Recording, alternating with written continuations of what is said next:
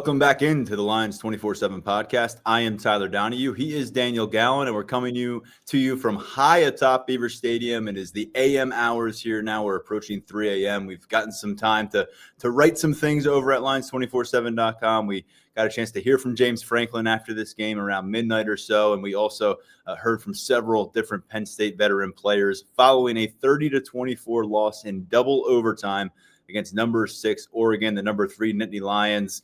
Similar results against a top-ranked opponent, but how they got there was quite the journey. 17-3 deficit midway through the fourth quarter, ended up rallying late. They had a lead in overtime. Ultimately, the defense, a bit worn down by the end of this thing, gave up some plays to Oregon, and they had some answers along the way. A dramatic result, a dramatic loss, frustration from the fans. We heard Fire Franklin chants during this game. We got a lot to get into, Daniel.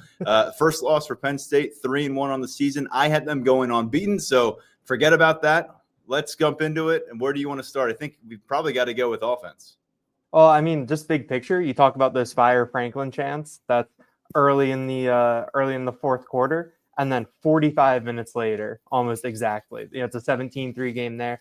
45 minutes later, I think Penn State it's a 24-17 game. Like, they're up in overtime with the chance to win. It was that kind of game, just those kinds of swings. Once it got moving into that fourth quarter, it was a rock fight early. Then things got moving a little bit. It got a little bit exciting, and probably one of the crazier games I've covered in my fifth year on the beat. I mean, I think that these Penn State games, the wins against the inferior opponents usually follow a similar script, and then the big losses, they also follow a similar script, like we've seen against Ohio State the past couple of years. This one was a little bit different, and it was a very entertaining night. But yeah, I agree with you. You have to start with offense. Third loss since the beginning of last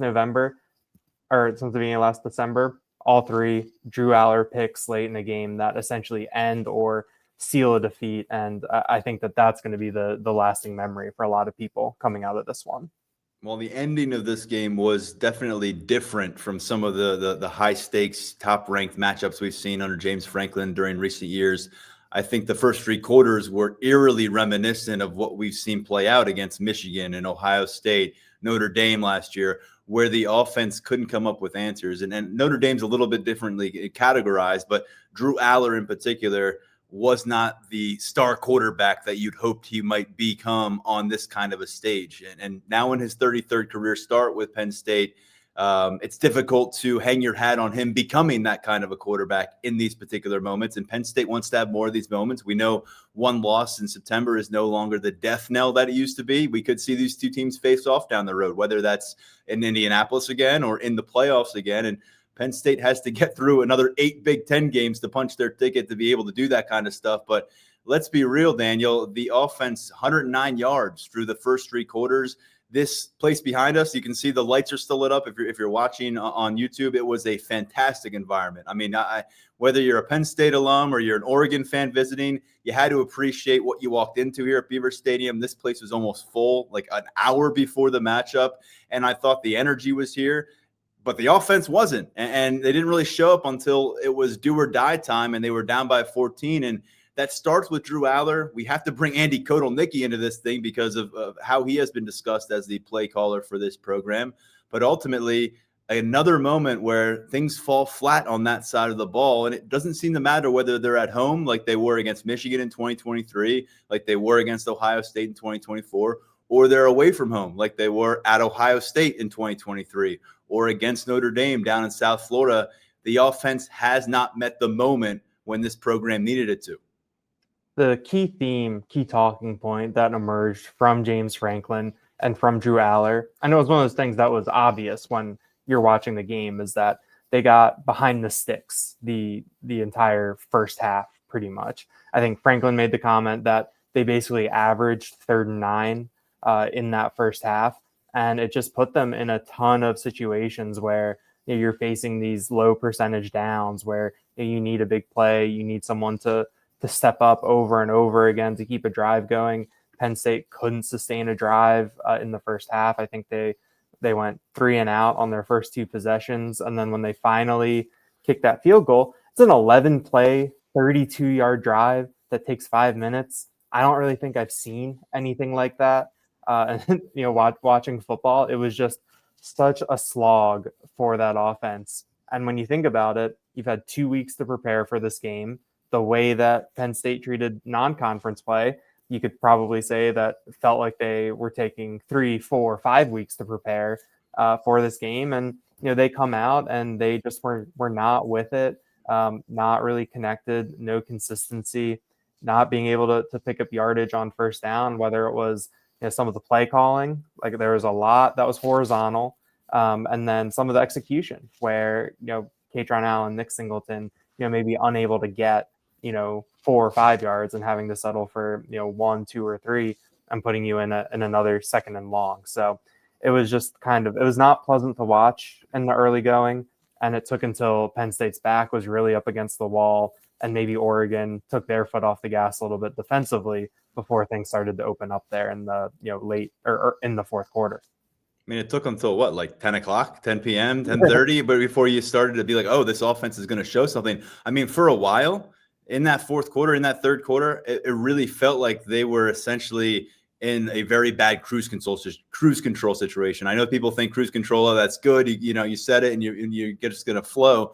But this is kind of one where the offense just like, it was almost like you anticipated it was going to be a 3-and-out. You anticipated it was going to be clunky. And I remember having very similar feelings watching this offense take the field with opportunities to tie or take the lead against Ohio State last year, to tie or take the lead against Michigan in 2023. That game led to Mike Yurcich's firing within about 12 hours, by the way. But Daniel, as we were kind of pulling some stats together from these matchups, big picture here, they had an 11-quarter run there. The 4 quarters at home against Michigan in 2023, the 4 quarters at home against Ohio State in 2024, and the first 3 tonight. That's against top 10 opponents in your conference. You win that game, you've got an excellent chance to get to Indianapolis. You get to shake off some of this stuff off your back, the baggage that comes with James Franklin's record in these games and all that stuff. You can prove something to yourself. And yet this offense, over that 11-quarter span I just discussed, they totaled 24 offensive points, fewer than 300 passing yards during that span as well. And every step of the way, you've had a couple different coordinators, but it's been the same QB1. And it's been the guy that was rated number 1 among all quarterbacks in the 2022 class by us at 247 Sports. And that was the consensus opinion. It's the guy who is, in the front of a lot of different college football marketing campaigns right now because he's, kind of the face of this Penn State team in terms of anyone besides James Franklin. And when this happens, he's going to wear the egg on his face as much as anyone alongside James Franklin. And right now, I just wonder how much you can trust that when the next moment comes, and we know that's coming November 1st in Columbus, why will it be different than what we've seen thus far? The track record's really building. We're not talking about a young blossoming prospect. We talked about a guy that we should have our head wrapped around going into this game. And I know it's difficult to pin it on QB1. The offensive line had deficiencies. We'll talk about that. I thought there were some things that went on with the run game that I didn't quite understand. But you sign up for this at quarterback. And Drew Aller admits that. And James Franklin talks about that. You're the QB at Penn State. You've got a bullseye. And I remember close losses to Ohio State where Trace McSorley had like a career game and they lost by 1, but he was unbelievable. I mean, even Sean Clifford in some of those games put up 300 to 400 passing yards and they came down to the wire and they didn't come through. But we just haven't seen Drew Aller. There hasn't been a game in this kind of a spotlight setting where you get through it and be like, well, Drew Aller did everything that you'd expect from him, but the team wasn't able to get it done. It's often been us talking about where does the blame go. And it's pretty easy to point to number 15 for sharing some of it. And that's just a really difficult spot for Drew to be in at this stage of his career, for this team to be in, and quite frankly, for us to be talking about on the postgame podcast, because we didn't anticipate this would be a prevalent storyline for the senior this season. Yeah, I mean, I think you lay it out really well there that we're having similar conversations after these big games. The context is always a little bit different where I thought that, after the game in 2023, that first loss at Ohio State, you saw the young quarterback. Last year after the loss to Ohio State, you saw, the older, maybe a little bit more of a hardened quarterback. I just remember seeing Brennan Cam, the way that Aller looked coming off the field in that game. Like, that was someone that was really pissed. Like that was a lot more of an edge. And then I think this year you saw that senior who really recognizes the totality of everything he's accomplished in his career and what he hasn't accomplished, and being really aware of that, being very hard on himself for how he performed tonight. So the context I think is changing, and maybe some of the traits have changed over the past 3 years, but overall you're talking about Penn State being in one of these top 6, top 5, top 10 matchups coming up on the short end of the stick, and a big reason why being the play of the offense and the play of the quarterback. It's you just look at that line: 14 of 25 for 137 yards, 2 touchdowns, 1 interception. That's just not a line that gets it done in this type of game. Yeah, again, 33rd start, continuity with your offensive coordinator, continuity with your quarterbacks coach. You've got an offensive line that you've worked with a bunch. You've got the transfer receivers that carry a lot of respect, and you've had a lot of time on the field, off the field with them since they came in from other programs. Got a tight end group that you like a lot. And yet we're talking about a game in which he was clearly the second best quarterback that we saw today. Yes. Dante Moore started his first game for Oregon against a ranked opponent. He had started 4 previous, but this was kind of their cupcake walk through their first 4 games.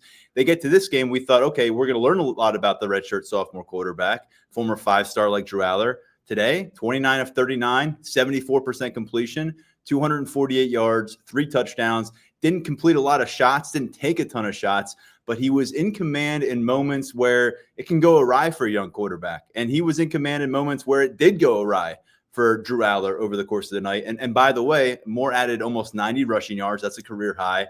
He was just someone that was savvy. He was calm. He was cool. He was collected. And I didn't anticipate that for the entire game, like what Dante Moore showed up as.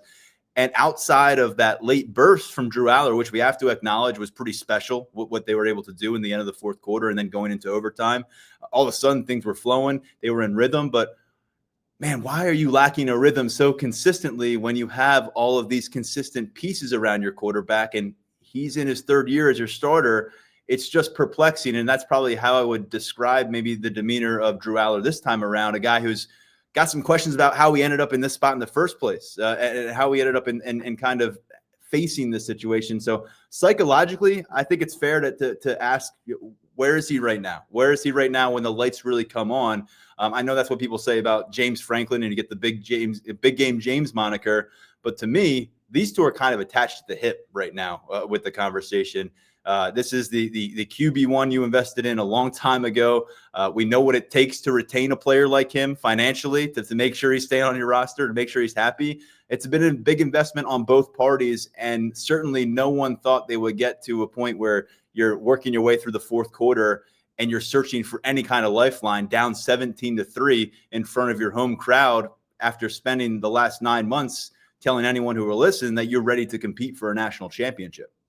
I think when you mention where things are psychologically, the thing that I think we talked about a little bit before the show, and I've been thinking about, is that it took them until they got down 17-3, and it really was put up or shut up at that point.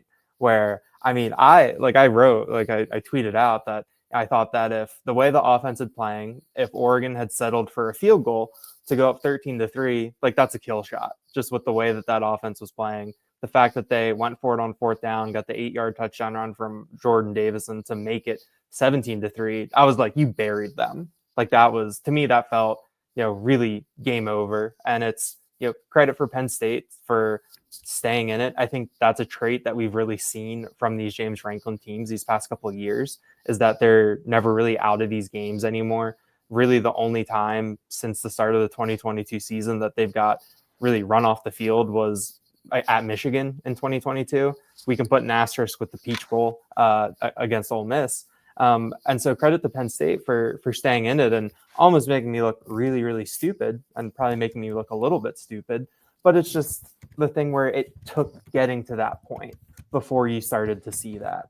And it was similar where in the Big Ten championship game, like, it took until you got down 28-10 early in the second quarter before you really start to open it up and you really start to go. And to me, it goes all the way back to 2023, the Indiana game, where Mhm. they're on the ropes to that team, and it's not good. And Aller finally throws that first pick, and then it gets to the point where we have to chuck it deep. We have to go deep. We have to push the issue if we want to win this ball game. And I don't necessarily not necessarily know why they can't do that from the jump. I know that that's like the easy thing to say. Everyone's like, well, if they play like they did in the fourth quarter for the whole game, like they'd be undefeated. They'd be really good. And so there's just something in there. There's a couple different things that I think stand out to me. But the big thing to me is just that, like, why does it have to get to this point before you start to see things like that? Yeah, and look, the receivers had 3 catches for 10 yards through 3 quarters. And at some point, I got to stop saying, oh, the receiver room just can't ever put it together. I got to start thinking about the guy whose job it is to get the ball to the receivers, because this is year by year by year now where we've seen some of these alarming situations pop up in some of these heavyweight showdowns.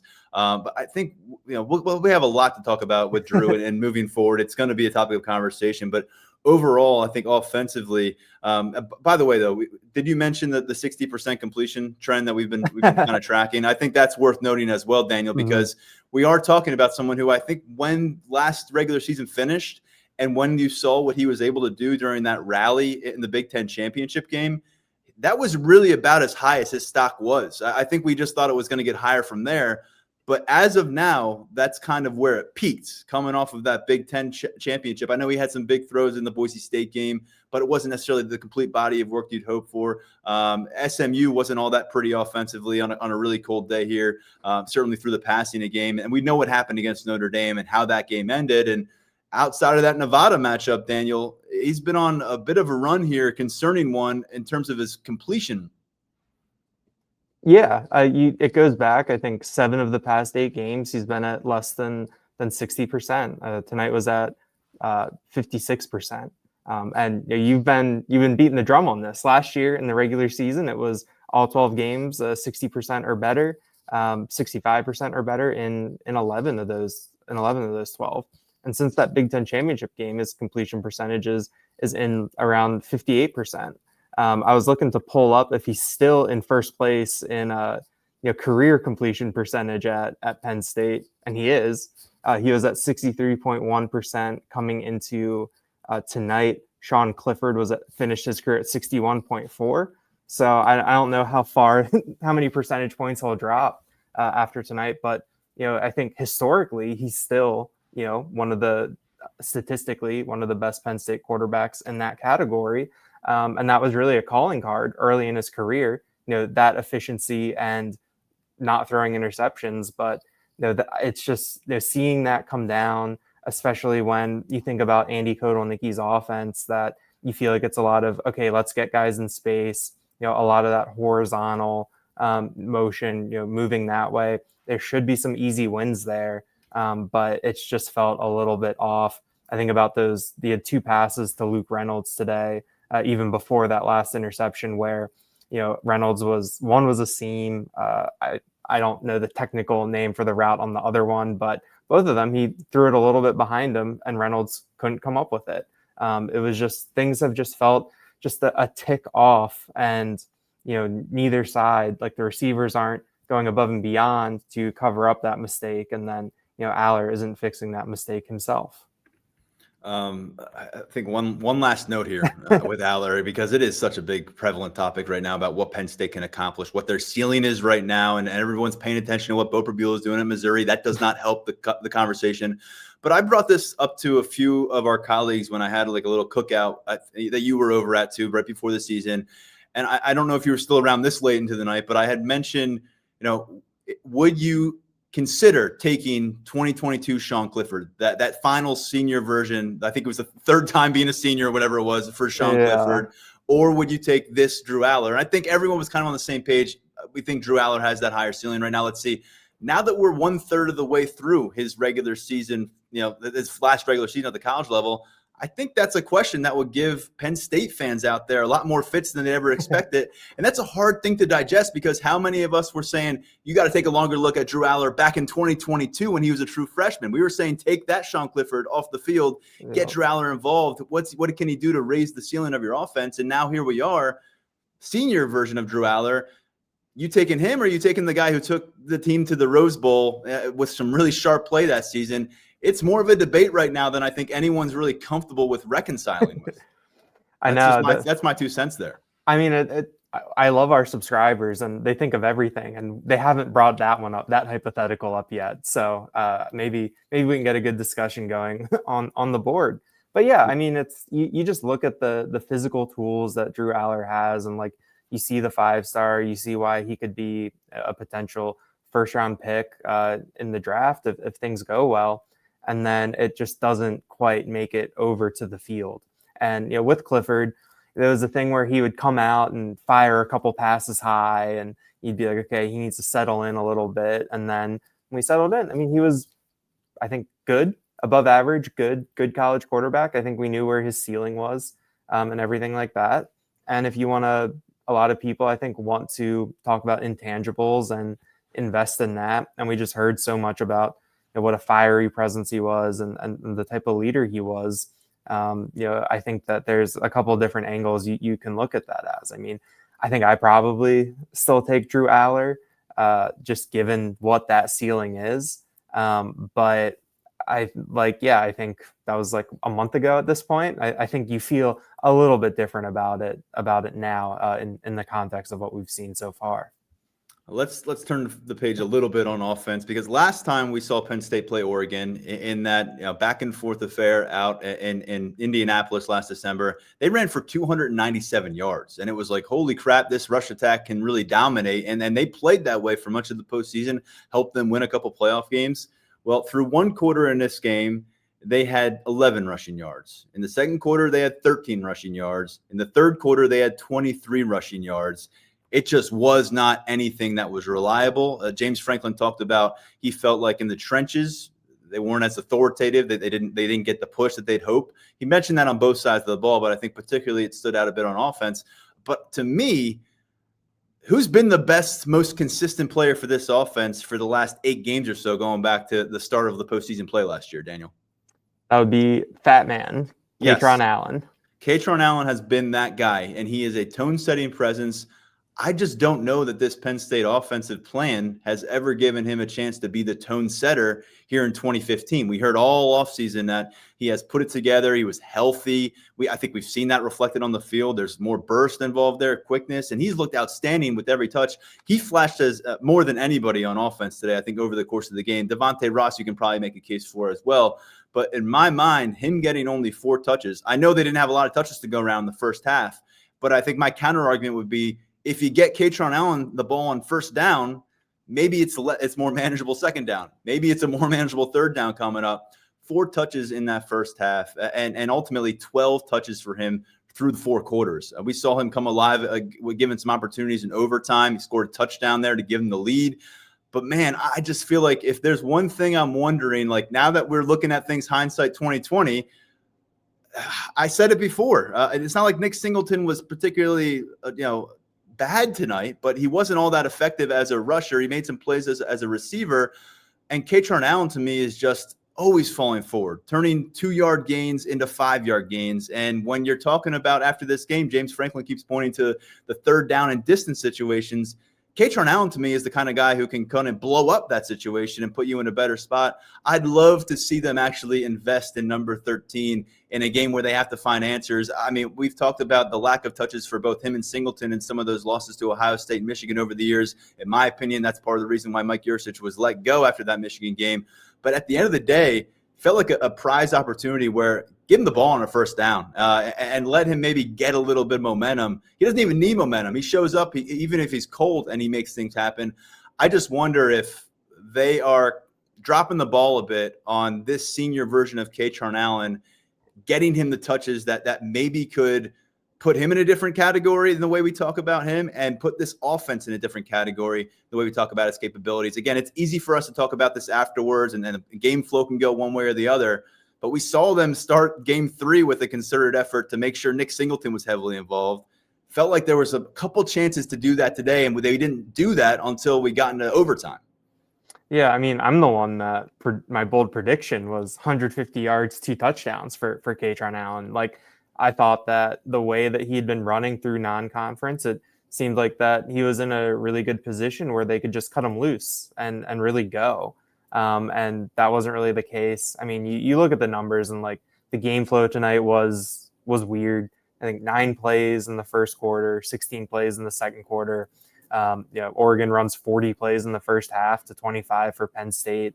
That's a really tough situation to be in. But I do agree with you that if you're giving the ball, if more of those plays go to Kaytron Allen, maybe that leads to more plays. Maybe that leads to more opportunities for you out there on the field. He had an 18-yard run, I think, on that 4-play, 75-yard touchdown run or touchdown drive where he got out. He was tough to bring down. I think that it's almost a thing where when he gets these opportunities now, we don't see him get a ton of touches. It seems like he's running like twice as hard now. When he's inside, he's that much tougher to bring down. He's someone who is a weapon. We know he can catch the ball. We know he can pass block. We know he can do all of these different things. But it feels like we're not seeing him as much as it like feels like we should be over the course of a game. Yeah, it's been a little confusing for me so far this season because he has matched the description from people inside that building who really, built him up to be take the next step this year. And he goes out there and through it all ends up 4.5 yards per carry, which is so Kaytron Allen. I know he's at 8 yards per carry on the season going into this game, but it feels like he's always at 4.5 yards per carry or above game in, game out. And, tough sledding for Nick Singleton, 11 carries, 21 yards. His longest run was 6 yards. I mentioned he made more of a splash today in the pass game than we had seen lately, but he's just not changing the game right now as a rusher. And I feel like when Kaytron's involved, they do look different. And you talk about looking for a fiery presence. I haven't really seen that from Drew Aller for the most part. And I think that Landon Tengwall was on the show, and he said that was the next step for Drew. He played with Sean Clifford. We've heard it from people in the building this year. That was the next step for Drew. Well, you're getting fire out of Kaytron Allen. And boy, did they need to find a spark for much of this game. So, again, I'm just left wondering what is the disconnect? What is the disconnect? I know it's a Nick Singleton, Kaytron Allen conversation. You rarely don't even hear Kaytron Allen's name come first when those two get mentioned. But I'm curious if we can see a little bit more Kaytron forward involvement here with the offense moving ahead, especially in some of these high-profile matchups, because he seems ready for the moment whenever he gets on the stages. And I love watching him run the football. I just wish we could watch him do it a little bit more. Where do we stand with the offensive line right now, Daniel? Because this is a conversation, going into the season. Could it be the best offensive line here in 30 years? Right now, you're probably just saying, can it be as good of an offensive line as we saw last December and January? You take that right now. And we had talked about some of the stuff on the right side of the line where Donko and Rucci are feeling each other out a bit. Donko's coming off an injury. Rucci missed the spring ball. There's a lot of things you can point to. All due respect to Oregon's defense, which is very, very strong up front, has some big bodies. I thought they played well up there. But this has not been the group that has exerted itself in the way we thought they might in terms of pushing the momentum forward for Penn State. And even on a game where your quarterback doesn't have the answers, well, your offensive line is doing enough to give you space to make some things happen in the ground game. Nick Dawkins was clearly felt like Penn State had more in the tank there, but I think he was very cautious to say why, because he said he wanted to watch film. But speaking with the two-time team captain, this team starting center after the game, they know that they're not up to where they thought they were going to be right now. And Phil Trautwein and this group, they've got work to do. It's tough to kind of go through all these layers of offense and figure out how they stack up and if you want to power rank the issues and all that stuff. But when you don't score more than 3 points and you're 50 minutes into a game against Oregon at home, there's a lot of blame to go around. And right now, some of that's landing on the doorstep of this offensive line room, and it's going to have to get at a different level if they want to accomplish their highest goals that they've set out. It felt like Drew Aller was sped up for a lot of the game tonight, where he was back there and it was like, like 1, 2, 3. Okay. Like someone's there. You got to get out. I thought Mateo Uyunglele played a really nice game. He was really disruptive. I think probably there were stretches in the first half where he was maybe the best player on the field, if not one of the best. So it was a tough task for this offensive line, especially Oregon's got some beef on the interior. Their top 4 defensive tackles, 3 of them are 330 pounds or more. And then the fourth is Bear Alexander, who I think was 306 and is well regarded as a talent, who people are still waiting for him to really put it together at the college level. So it was a tough task for them tonight, and I think Oregon got the better of them. It really hasn't been, I don't think it's been up to the expectations that we had for them, and it definitely seems like it's not the expectations that they had for themselves, and what they were going to do. I think something that was interesting is that there wasn't any rotating tonight. It was the top 5. Anthony Donka got banged up a little bit at the end of the first quarter, and it was TJ Shanahan who came in at right guard to spell him. But it seemed like it was mostly those 5 out there. Didn't seem like there was a lot of, or if any, like 6, 7 offensive line sets that I can't think of anything that pops up. I know that I think Cooper Cousins came in once to play fullback, but they tightened up that rotation and went with I think who they regard as their best 5. And I think they left, to go back to after the FIU game, like they left some meat on the bone there.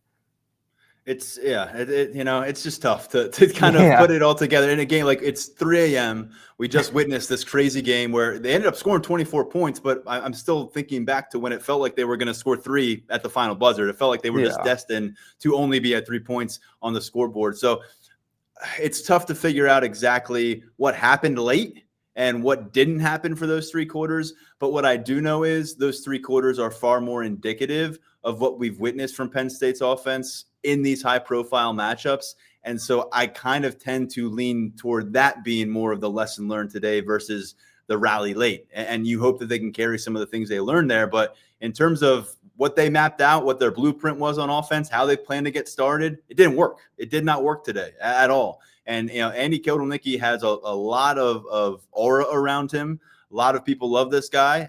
We like interacting with him. A lot of people think he's going to be a head coach as soon as next year. But he's got some things to prove on the big stage. He was getting to a point where I was going to say back-to-back home games coaching against a top 10 opponent where you don't score an offensive touchdown. They remedied that late, but boy, they got some work to do. And that's not really what you want to hear after a 2-week bye and a 3-game preseason tune-up where it felt like, oh, we're working on things. We're ironing out the wrinkles. It didn't look like an iron product today for the first 3 quarters. Yeah, I think one of the big takeaways I have with this offense is that there weren't really any moral victories to take out of what they did. I think that I don't look at that fourth quarter as like a turning point where, okay, we figured some things out. Okay, like we know what we're gonna do, how we're gonna play moving forward. Now maybe that game tying drive, maybe there was some stuff there that was sustainable. But I thought that first touchdown drive, just 4 plays, 75 yards, like that just felt like an anomaly. Like I felt like they got Oregon to relax a little bit. And like I said, their back was just so far up against the wall that they had to do something.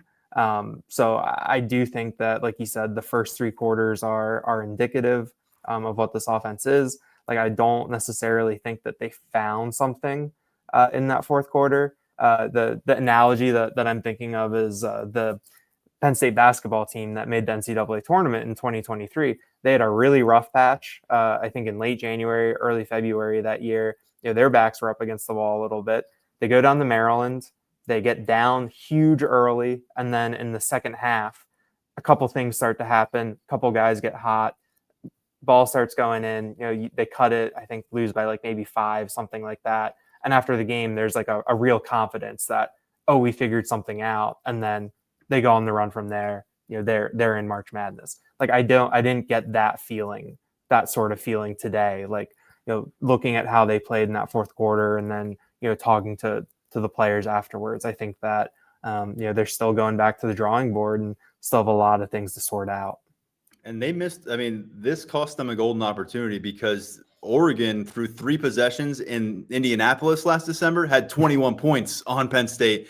They had 0 through the first few possessions here. They didn't score a touchdown until late in the third quarter. This was a situation where your offense had a wide open door to go gain the lead and maybe build on a lead, and it just never happened. And when you lack that complementary football, that's a tough pill to swallow. And as James Franklin referenced in his postgame press conference, felt like the usage that the defense had to take on, because a lot of the 3 and outs by the offense, facing this up-tempo, very talented Oregon offense, it eventually wore them down, and Oregon scores on back-to-back plays in first overtime, then the second overtime, and you're just wondering, okay, the floodgates have seemingly opened a bit, and you got to credit, again, Dante Moore, what he's able to do, working against this crowd, working against this defense.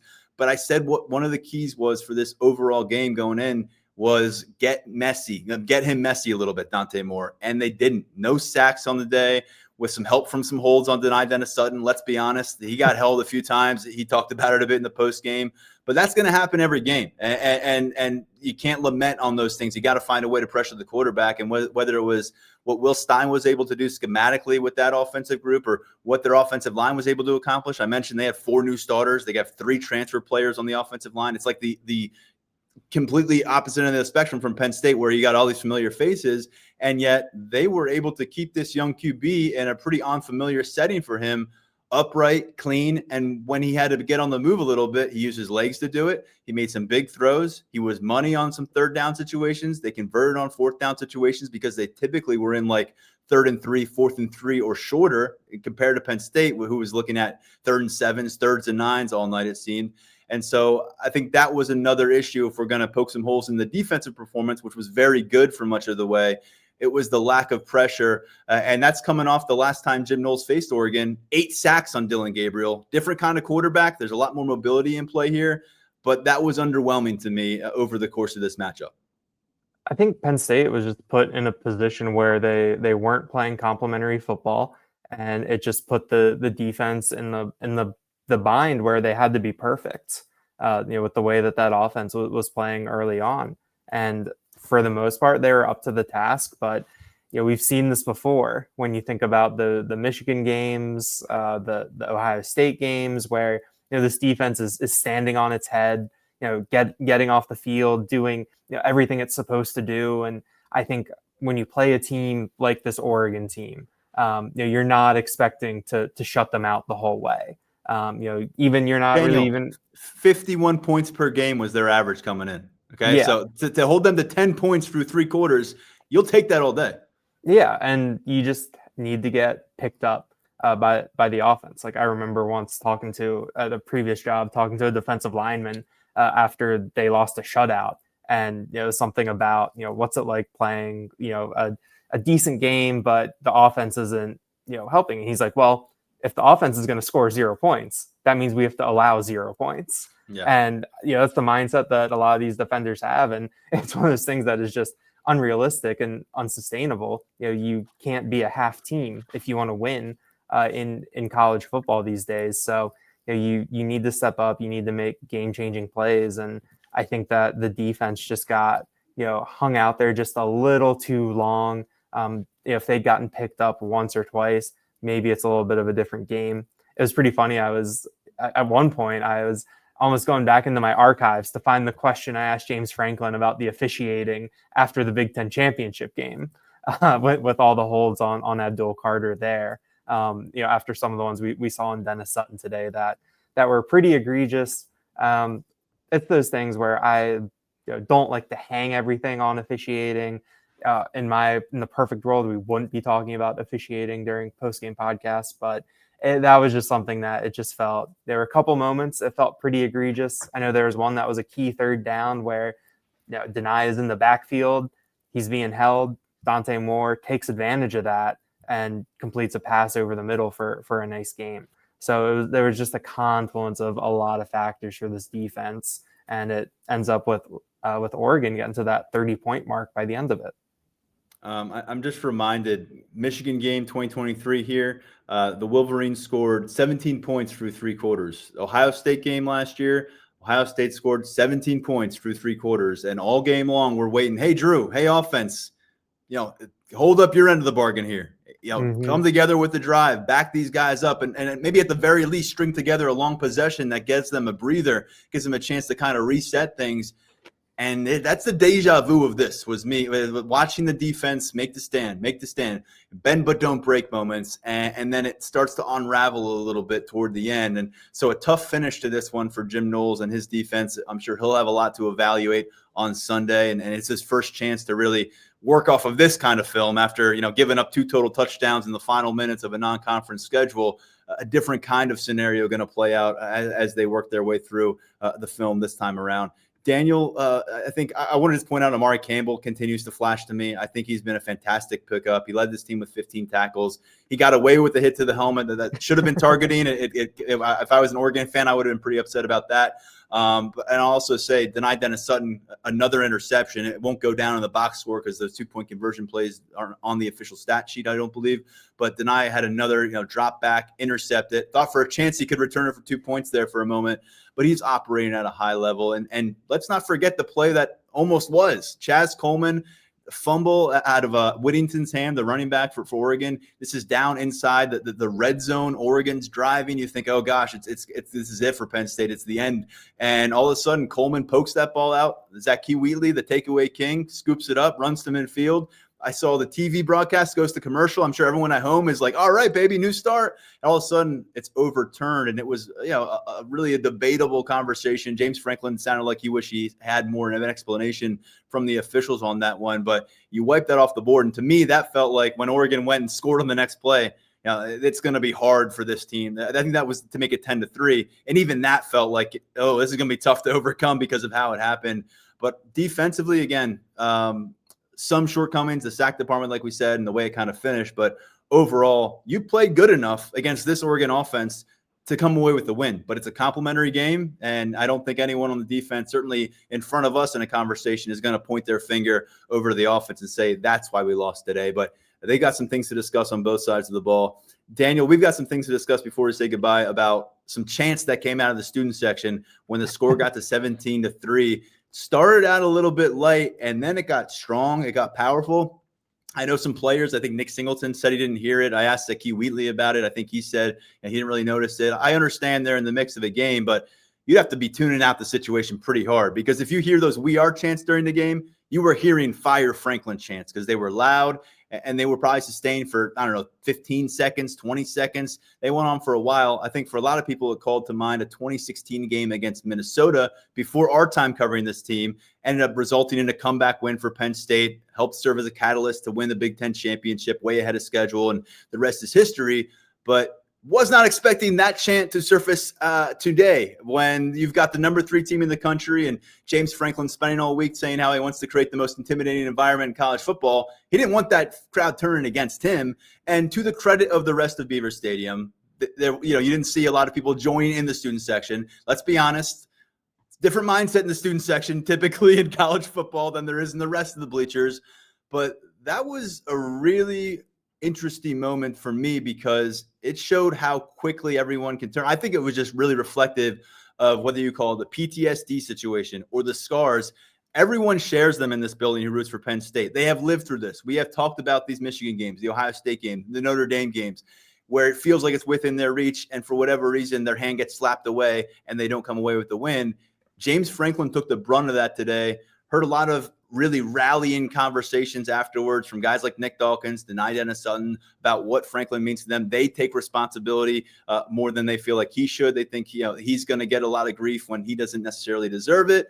But this is what happens when you make the big bucks. You're one of the most recognizable figures in college football. And when the narrative around you, which James Franklin said it was a factual narrative, he said it, your record's really rough in these type of matchups. What did you make of that? And how cool, we can't get to it, but it would have been a totally different story, a totally different podcast if we went from Fire Franklin chants to Penn State walking off a winner in overtime. They were close to making that happen. It would have been really insane to actually wrap our heads around that kind of transition. It surprised me too that it got to that point. But I do think that's like the logical endpoint, because there'd been boos earlier in the game. And second quarter, we got boos, I think. Throughout the game. And late in the first half. Like I don't think they got booed going into the locker room, but they had an opportunity to double dip, win the middle 8. And I think it was Aller had 3 straight ugly incompletions That was bad. that short circuited that there. And there's a lot of frustration. And when that frustration hits its boiling point, it's like, what's the limit? Like, what's the biggest thing you can do? And it's call for the head coach. Like, I think that's just the frustration boiling over there. I mean, Franklin, if he won tonight, he becomes the second winningest coach in program history. Like, he's been here for a long time. He's won a lot of games. I don't necessarily think that that was symptomatic of maybe kind of a larger undercurrent of things. I know that we have some frustrated subscribers on Lions247 right now who want to change or are thinking about a change, what that might look like.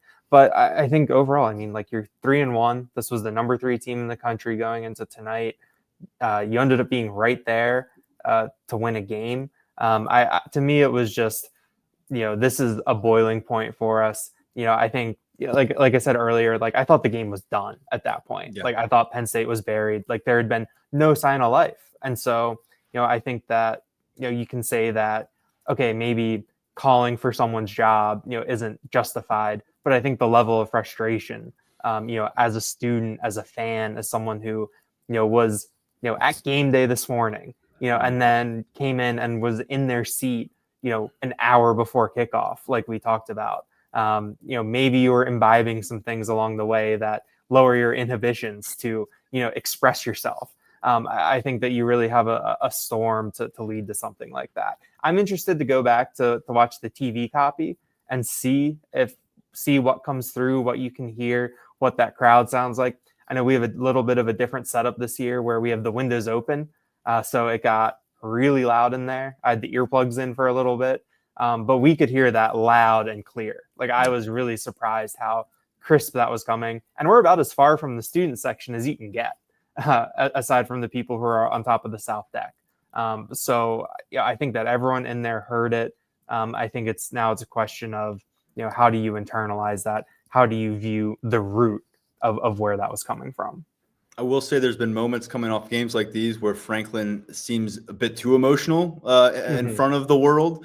That was not the case today. I thought he was pretty calm. I thought he was professional. I assume he was trying to set the tone for his locker room because he knows this is a moment where they need to galvanize and move forward and still feel like they're one of the best teams in the country.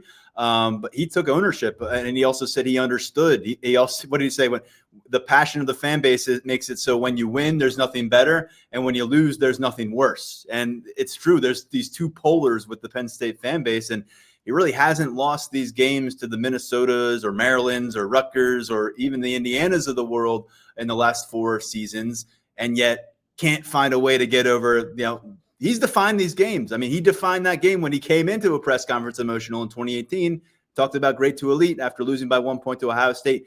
That defined his relationship with these games. And since then, the record has gone south, and other people have defined his relationship with these games as well. And so that's kind of is where it is with that. As he said, it's a factual narrative based on win-loss record. And, they'll get a crack at another ranked team down the road here. They might have back-to-back top 10 teams the way Indiana is playing because they get Indiana a week after Ohio State. But let's talk about what comes directly next as we finish out this post-game podcast, which I took the under with 40 minutes. You were right, Daniel. We get talking after these games. Doesn't matter what time it is. We find a way to work it. I will tell you, I have questions about this team's psychology, not necessarily going and handling business against a very sad UCLA Bruins squad that fired their head coach a couple weeks ago.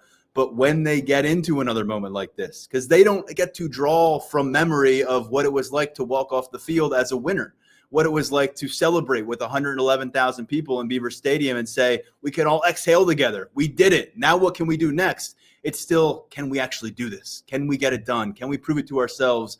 That's not where you want it to be on Halloween, the day before you go out to hit the field at Ohio Stadium. And I know I'm chalking up some victories between now and then, and no one wants to kind of assume anything right now about Penn State after this loss. But that is what concerns me right now, Daniel, because they haven't proven it to themselves on this stage. And there's a lot of 5th, 6th-year guys who have accrued all these tough losses. They don't have that taste of victory. And as we saw with Michigan, Georgia years ago. Sometimes you get one of them, then you start stacking them up, and all that stuff's in the rearview mirror. They can't seem to put this in the rearview mirror. Yeah, it's an interesting spot to be in for them psychologically. I do think that they are in a good stretch of the schedule to bounce back. UCLA, they lost to Northwestern like 17-14 today. It's going to be interesting to dive into that box score to see how they got there. I probably wasn't pretty. And then you got Northwestern coming the week after that. And so you've got, a team that fired its coach, listless, just in a bad spot. And then you have a Northwestern team that just isn't very good. I think that, there's a competency there, and traditionally they play Penn State tough, or they have the past couple of times they've met, but that's not a good team. So I think that you've got these two. I think probably last week I said I didn't believe in get right games when we were talking about Nick Singleton, but now you've got UCLA and Northwestern. These are things where you can, put stuff on tape. You can make things happen. You can get things right, see it on the field working. And then you go to Kinnick Stadium to face an Iowa team that is, I'm not sure. Like you just better be ready. You just better be ready when you go to Kinnick. You can't mess around out there. You can't have 3/4 of very poor. You have to be ready for that moment. But even if they pancake UCLA and they pancake Northwestern, is that really raising the psychology of this program for a matchup against Ohio State? Is that really making any of these fans less likely to start chanting "Fire Franklin" when things go awry against a bad team? It helps you. But again, I just worry they've stacked up those wins over the last few years. It's not even been a problem for them. They have had some scares like Minnesota, but I don't know what those wins, aside from logging them in the win column and feeling a little bit better about yourself, I don't know that they can carry any of those experiences into Columbus. Maybe you can get right from schematics, and maybe some players can get on a roll. But when it comes crunch time and the lights are on and you're looking across the field, hey, this is another team that thinks they're a national championship contender. That ain't the case with UCLA, Northwestern, and even Iowa. And I just wonder, aside from stacking up wins, getting 6-1 is where you want to get.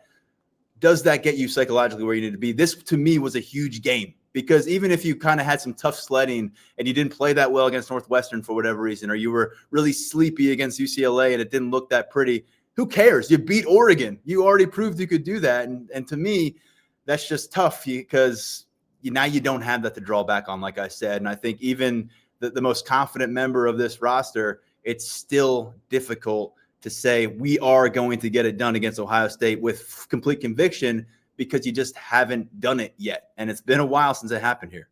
Yeah, I mean, I think a couple things. I think it's like a Josh Pate line, where it's like, just because you haven't done something doesn't mean you can't do it.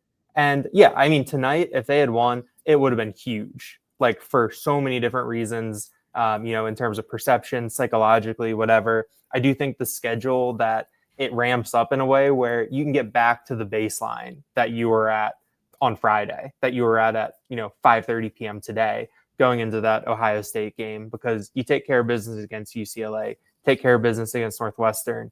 You go to Iowa, a place where there's some ghosts from the last time you were there. There's guys on this team who were there. That's a tough place to play. And I think that you're going to a tough place to play, where you're going to go against a team where you have a little bit of a room for error. There is margin for error with that Iowa team in a hostile environment. So I think you can stack up these next 3 wins and then put yourself in the position going into Ohio State, coming off that bye week, where I guess that's another conversation people want to have. But you can at least be in the position where it's all systems are go again. Like, you're not reeling from, an Oregon loss. Like, it's not something that's coming up again. I think that you can get to a good place over these next couple of weeks. Easy for us to say that now at 3:41 a.m. Penn State actually has to do it and make us right on that, which is a whole different task. But I do think that you're in a good spot to at least get to back to where you were. But obviously, you want more than that, and you need to have more than that. I know people listening and watching, and it hurts right now for you. I get it. This stings. It sucks. It feels like Groundhog Day, deja vu, whatever you want to call it. But I think it's always important after these tight losses and high stakes games that we zoom out a little bit, outside of the James Franklin can't win a big game narrative, which is the easiest dangling fruit out there for everyone to talk about nationally. Daniel, is this game viewed as just maybe a playoff preview with two playoff caliber teams that went toe to toe, and it was a close game that required 2 overtimes, because I'm thinking about what the conversation would have been nationally if this finished 17-3 and it looked like a clunker versus 30-24 double overtime. What a finish. I don't think Penn State's docked a lot of points in terms of the grand scheme of their place among college football's top teams. We'll see what the rankings look like Sunday, but this isn't something that I think sends them sliding in a lot of people's view because of the way it finished. Yeah, I think Oregon is regarded as a really, really good team. And I think that there's a substantial number of people that view them, even with that number 6, as underrated. Like, they're still getting first place votes, even though they were down at number 6 in the rankings. They'll get some more tomorrow. Yeah, I think that so there's like a big disparity in how they are viewed, but I think that they are viewed as a team that has a very, very high ceiling in terms of the talent that Dan Lanning has, how he runs that program. I think that people just really wanted to see, like, what do you have in Dante Moore? What do you have in all those new offensive linemen up front? And so I do think that Penn State, this will be viewed as a favorable result for them. I think also you're going to have some box score watching from people who didn't necessarily watch the game or live that game, where on paper you see, wow, there's a big swing late in the fourth quarter. These things happen. They didn't have to sit through those first 50 minutes of game action where you're like, this is awful. So I think that, I don't think Penn State will be docked too much perception wise. I think this is another one of those things where when you're really close to it, it hurts. It's the worst thing in the world. Like, it's the worst night of the year. But I think that as you move away from it, you factor in that the calculus is different with the 12-team playoff. There is a little bit more wiggle room and whatnot. I think that maybe you feel better about this when you get to Monday, when you get to Tuesday, when you see those polls and you see what the perception is of Penn State. And then you think about, okay, like, lost the game last year to Ohio State, still we're in the college football semifinals. Like, there's, different pathways now with how it works. But as always, it comes back down to got to take care of business, got to do your part to get there. Yeah, I think ultimately, you're still look around the one-loss landscape right now. Georgia picked one up. I think they lost at home for the first time in like 5 or 6 years, something like that. A lot of one-loss teams out there, or two-loss teams even. So that's a silver lining that Penn State's going to be in high standing among that group. The bad thing, though, is you finish September like you finished last season, third considered in the Big Ten. Clearly now you're behind Oregon in the conversation. Ohio State's looked outstanding this season so far, and that's not where this 2025 Penn State team is supposed to be, right? This was the one that people were putting 2 feet on the bandwagon and saying, this could be the best team in the Big Ten. This could be the best team in the nation. They are not that right now at the end of September, but it's a long season. It goes damn near till February, as we've discussed. So we'll see what happens next. For now, we've got to preserve our sanity, get out of the stadium before 4 a.m., hopefully. Big thanks to you, Daniel, for doing this. It's not an easy thing. I know we got a lot of other work to get to, but thank you for first time back in prime time on the postgame podcast, and I appreciate you for that. No, it's a feat that you look at the clock at the end of the night and you tell people what your job is like for a night game, and it's a really funny footnote, but. Tonight, you just got to say, tonight was awesome. Environment at Beaver Stadium. Yes. Like, really fun. I do think that, the one thing that I really like about covering games at Beaver Stadium is that it really does feel like this is like the only place in the world at this moment. And it's really cool, really unique in sports. And, I know that Penn State fans would have liked things to go differently, but hopefully, maybe couple days, couple weeks, they can look back at tonight as something that was very cool, very unique that they got to be a part of. And we'll see if James Franklin and company find some room for whiteout energy some point later on the schedule. Who knows what could happen here in Happy Valley. For now, Penn State 3-1. We'll check back in with you next episode following James Franklin's next press conference. We'll see what he has to say. We'll learn more about this team as we kind of comb through things in our post-game coverage. A lot coming to you at Lions247.com. Daniel has a piece up on the offense, and Drew Aller, I'll have a piece on what players said about the Fire Franklin chants. Mark Brennan will have report card and top takeaways from this matchup, a ton. And by the way, there was like 150 top recruits in the building today. Let's not overlook that. A ton of recruiting coverage coming your way at Lions247.com. For now, stepping aside from this post-game podcast, on behalf of Daniel Gallen, I am Tyler Donahue.